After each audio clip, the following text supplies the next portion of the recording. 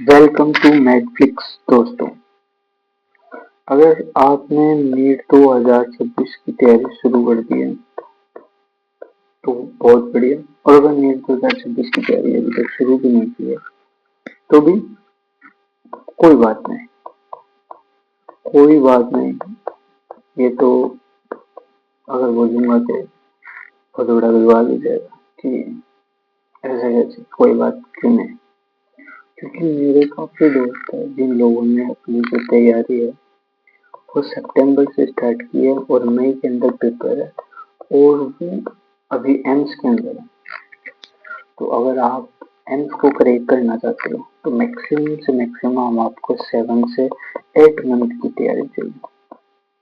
But वो जो तैयारी है वो फुल डेडिकेशन के साथ होना चाहिए। आप सोचोगे कि ये फेंक रहा है, तो जो भी सोच रहे हैं सोचते रहो, मेरे को नहीं लेना उनसे। जो चाहते हैं कि भैया 9 मंथ अभी लेफ्ट है और उसके अंदर हमें एम्स में जाना है या फिर कोई भी अच्छी गवर्नमेंट यूनिवर्सिटी के अंदर जाना है, तो इसके लिए अपन क्या स्ट्रेटेजी रखें कि एक बढ़िया सा गेम्स या फिर एम्स मेरे को मिल जाए। तो जैसे कि आपको पता है कि नीट 2026 जो है ना वो मई 2026 में होने वाला है और वो फर्स्ट संडे को होने वाला है, मई 3 की। ठीक है। अब अगर अपन मंथली ब्रेक डाउन करें तो जो बच्चा मार्च में स्टार्ट किया वो मार्च से अगस्त में अपना जो फाउंडेशन टॉपिक है उसको पूरा करता है। जैसे कि फिजिक्स की काइनेमेटिक्स हो गया, लॉ ऑफ मोशन हो गया, केमिस्ट्री का एटॉमिक स्ट्रक्चर हो गया, बॉन्डिंग हो गया, और बायोलॉजी के अंदर जो डाइवर्सिटी या फिर अपना सेल स्ट्रक्चर है तो फाउंडेशन को खत्म करता है। तो अभी तक जो रिपीटर है उसका तो शायद फाउंडेशन जो है तो क्लियर है पूरा, या फिर उसने कर लिया, या फिर अभी भी पूरा नहीं है। तो मैं कहता हूँ अगस्त से सितंबर तक आप क्या करो, फाउंडेशन पूरा करो। सितंबर तक फाउंडेशन पूरा कर लो और इसको आप अक्टूबर से नवंबर कर दो कि अक्टूबर से नवंबर 2025 के अंदर अपन क्या करेंगे, एडवांस कॉन्सेप्ट पूरा करेंगे। एडवांस कॉन्सेप्ट में क्या आते हैं, जैसे फिजिक्स ऑप्टिक्स आ गए, मॉडर्न आ गए, और ऑर्गेनिक केमिस्ट्री आ गई, और बायोलॉजी के अंदर एडवांस के अंदर क्या आता है, मतलब जो चीज रखने वाली ना हो, जैसे ह्यूमन फीचर आ गए। और इसी में आप क्या करो कि फुल लेंथ के टेस्ट देने शुरू कर दो। फुल लेंथ का इसका मतलब ये नहीं है कि फुल लेंथ का टेस्ट के अंदर मतलब फुल सिलेबस। फुल लेंथ का टेस्ट का मतलब है फुल लेंथ के 720 वाले टेस्ट, मतलब 720 वाले। यहाँ तक तो आप मतलब 360 360 भी दे सकते हो, तो यहाँ पे 360 के वाले मत देना, 720 वाले स्टार्ट कर देना। और दिसंबर से फरवरी के बीच में अपना जो सिलेबस है वो पूरा कर लो। उसको इंटेंसिव टॉपिक जो है ना वो एकदम गहरा से रख लो। ठीक है। और फुल सिलेबस मॉक देना स्टार्ट कर दो। पर फुल सिलेबस मॉक देने से पहले जो है ना कुछ फॉर्मूले हो गए, डायग्राम्स हो गए, या फिर कुछ रिएक्शंस होती है ऑर्गेनिक के अंदर, उनके मैप्स तैयार कर लो और उन मैप्स को या तो फिर दीवार पे लगा लो या फिर जो छोटे छोटे कार्ड है उसके अंदर उनको रख लो। मैं जब तैयारी कर रहा था मैं ऐसे करता था, छोटे छोटे कार्ड में रख लेता था, या फिर कोई पेज के अंदर कोशिश करो कि एक पेज के अंदर जो है ना पूरा एक टॉपिक पूरा आ जाए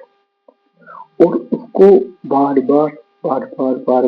बार एक ही चैप्टर को आप बार बार देखोगे तो आपको मार्च तक लमसम पूरा सिलेबस याद हो जाएगा, पूरा सिलेबस। अब मार्च से अप्रैल तक अपनी जो फाइनल प्रिपरेशन है वो चल रही थी, और वो फाइनल प्रिपरेशन जो है फुल लेंथ के मॉक टेस्ट देना पड़ेगा। और वो भी ऐसे नहीं कि 2 दिन छोड़ के, every day full test mock test.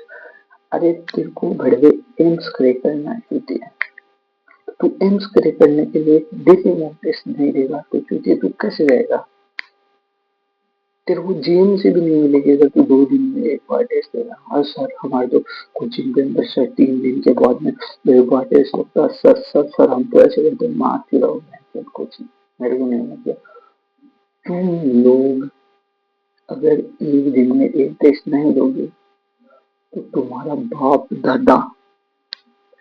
AIIMS में नहीं बैठा जो तेरे को ले लेगा एम्स में। तेरे को एक दिन में एक टेस्ट देना पड़ेगा तब जाके तेरे को कोई तू एम्स की सोचेगा तो बड़े हुए तेरे को तेरी स्टेट की कोई कॉलेज मिल जाएगी, वरना तू तेरी स्टेट की कॉलेज सोचेगा ना तो फिर देखता फिरेगा काउंसलिंग के अंदर कि लास्ट राउंड में सर ये मिल जाएगी क्या, या फिर वीडियो के नीचे कमेंट करेगा सर मेरे चांस है क्या, ये है क्या, वो ये करना है तो ये कर ले, या फिर अगर तैयारी ढंग से करनी है तो ये दे। फिर कुछ बच्चे सर्च करते रहते हैं और भैया हम रिपीटर हैं, हम सेल्फ स्टडी करते हैं, तो सेल्फ स्टडी के लिए या फिर सेल्फ स्टडी करते हैं, मान लो अभी फरवरी के अंदर अगर ना अपना सिलेबस खत्म भी कर लिया तो पूरे दिन आप घर पे रहोगे, तो घर पे रहोगे तो उसके लिए जो टाइम टेबल होगा वो अच्छा सा वो तैयार किया हुआ है, वो क्या है, तो वो ये है कि 1 घंटे आप डेली सुबह उठते ही बायोलॉजी की एनसीईआरटी रीडिंग करो 7:30, फिर 7:30 से 9 बजे तक आप क्या करो फिजिक्स कंसेप्ट करो, करीबन 2 से ढाई घंटे, 2 से ढाई घंटे अपने को करना डेली एक साथ। उसके बाद में आधे घंटे का ब्रेक ले लो, फिर 9:30 से 11 केमिस्ट्री स्टार्ट करो ऑर्गेनिक इनऑर्गेनिक, फिर 11 से 12 बायोलॉजी के जो आपने एनसीईआरटी रीडिंग की उसमें एमसीक्यू प्रैक्टिस करो, फिर 12:30 से 2 आप अपना लंच या फिर आप 1 घंटे टेस्ट कर सकते हो, फिर 1:30 बजे से 3 बजे तक फिजिक्स के जो कॉन्सेप्ट पढ़े थे आपने जो 9 बजे तक उसके ऊपर न्यूमेरिकल प्रैक्टिस करो, और फिर 3 से 4:30 केमिस्ट्री की जो फिजिकल है उसकी रिएक्शन मैकेनिज्म करो, फिर आप वापस से आधे घंटे ब्रेक ले सकते हो, फिर 5 से 6:30 वापस से जो बायो की पुरानी एंजाइटी रीडिंग उसको निमोनिक्स के थ्रू रिवाइज करो, उसके डायग्राम्स को रिवाइज करो, और 6:30 से 8 बजे तक आप एक टेस्ट या रिवाइज भी सोल्व कर सकते हो, फिर आप 8 से 8:30 बजे तक ब्रेक ले सकते हो, फिर आप 8:30 से 10 बजे तक जो अपने वीक टॉपिक्स है जो इनमें से रहेगा उनको वापस रिवाइज कर सकते हो, और मैं तो ये कहता हूँ सोने से पहले आधे घंटा 10 से 10:30 बजे तक वापस से एक क्विक रिविजन मार के सो। और इसके अंदर भी मैं ये कह सकता हूँ कि अगर आपके कहीं बीच में शायद हमारे कोचिंग के मॉक टेस्ट है, मतलब बीच के अंदर तो 2 घंटे, क्योंकि वो 360 वाला ऐसे लेते हैं 720 वाला तो 3 घंटे मॉक टेस्ट को निकाल लो, मतलब उसको कुल मिला के अपने आप से मैनेज कर लो, ये तो एक क्या है ऐसे रेफरेंस के लिए। और कुछ 11वीं के बढ़ गया, वो 11वीं के बढ़ गए से सोचते हैं कि हम फर्स्ट ईयर के अंदर ही नीट क्रैक कर लेंगे, तो वो सही भी है, पर वो गलत सब हो जाते हैं कि वो ऐसे होते हैं कि 11th 12th जो है अपन तो स्कूलिंग से कर लें और उसके बाद में अपन नीट क्रैक कर लेंगे, तो ये बहुत गलत बात है। अगर आपको एम चाहिए ही तो आप आइडियली क्लास 11 से ही स्टार्ट कर दो उसके लिए। पर पर बोला सर हमने तो अभी क्लास 11 से स्टार्ट ही नहीं किया, पर जो ऑलरेडी क्लास 12th में है या फिर अभी ड्रॉप पर है तो वह भी स्टार्ट कर दे चुकी है, अब तुम वापस 11वीं में एडमिशन हो लोगे। और कुल मिला के जो बात आती है ना एमएस में कौन जाएगा कौन नहीं जाएगा, वो आती है कंसिस्टेंसी। कंसिस्टेंसी जो है वो सबसे इम्पोर्टेंट है, करीबन 7 से 11 घंटे तक डेली स्टडी करनी पड़ेगी और डिसिप्लिन के साथ में, और ऐसे नहीं कि थोड़ी थोड़ी पढ़ ली, प्रैक्टिस भी करनी पड़ेगी, और ऐसे नहीं कि एक बार पढ़ ली 10 दिन पढ़ी थी सर अब नीट में महीने दे के आऊंगा, हर रिविजन भी करना पड़ेगा, सर क्वेश्चन क्वेश्चन प्रैक्टिस कर ली मैं टेस्ट नहीं देगा, अरे साले मॉक्स भी देने पड़ेंगे तब जाके तुम ये यहाँ से ग्रेजुएट हो।